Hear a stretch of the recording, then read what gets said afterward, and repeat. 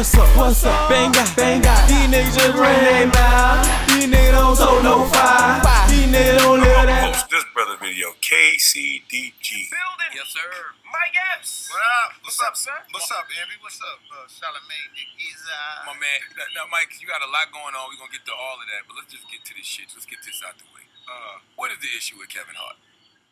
Is there an issue? This is the thing about that whole situation. This is a lifetime achievement for all of us. And I think that some of us, when we get success, we turn into the police. What you mean police? It's just, you turn into the police where you have a platform where you can speak on things. Everybody loves a winner, and that's the thing about when you win and you don't know who is really on your side. They just riding for it. They just took down the father of America.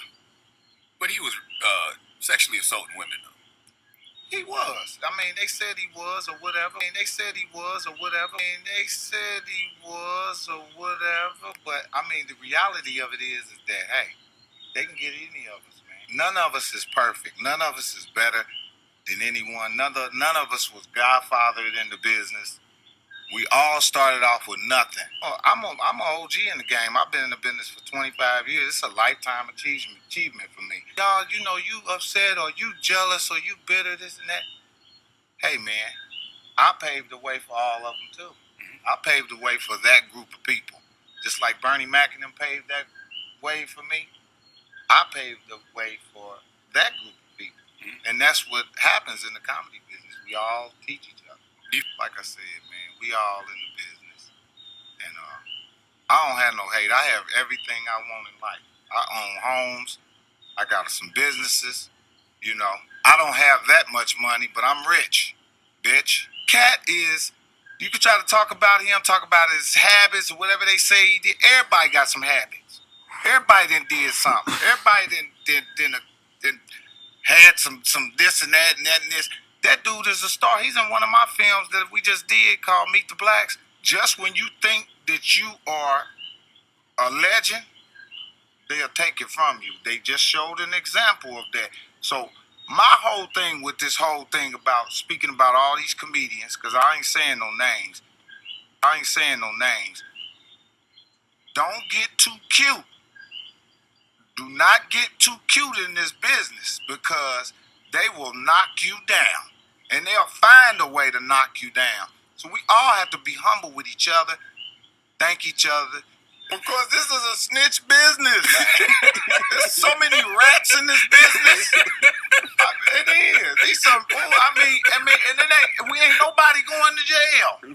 You spoke on the black gatekeepers in Hollywood. Who are the black gatekeepers in Hollywood?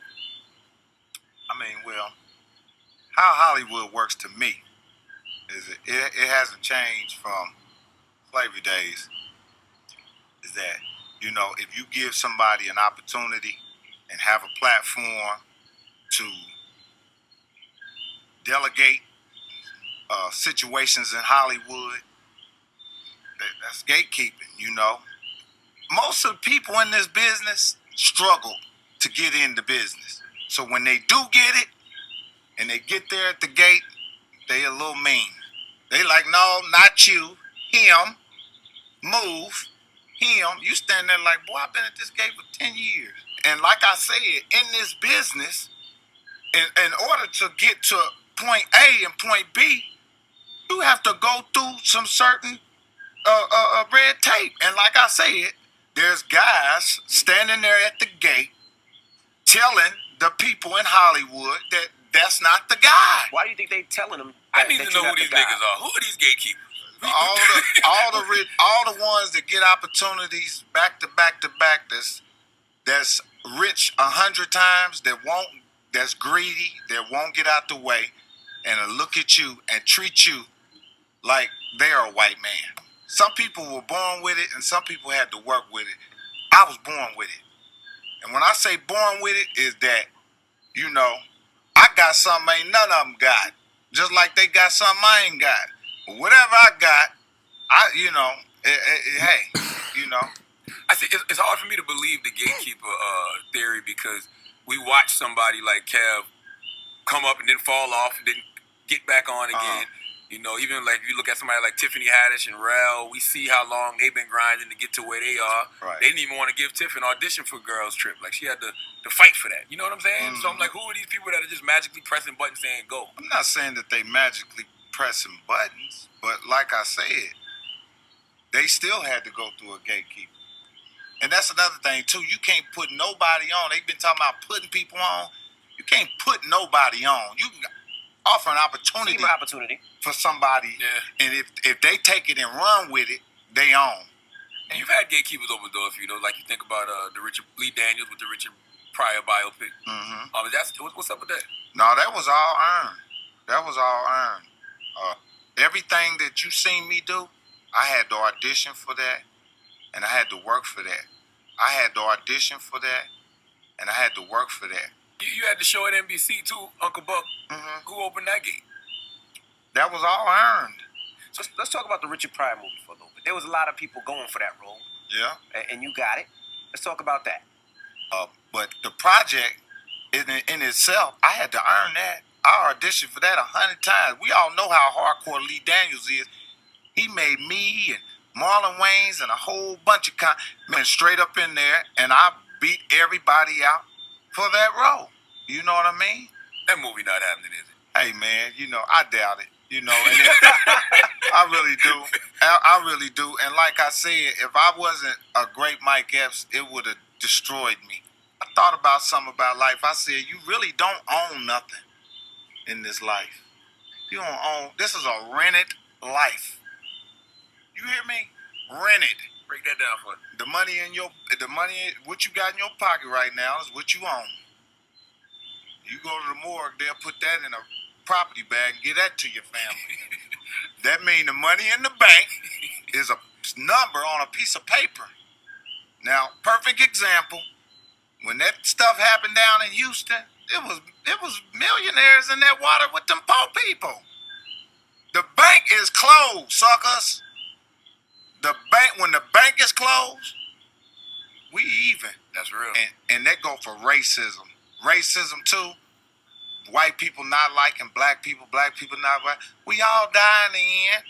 Ain't that a cold contract?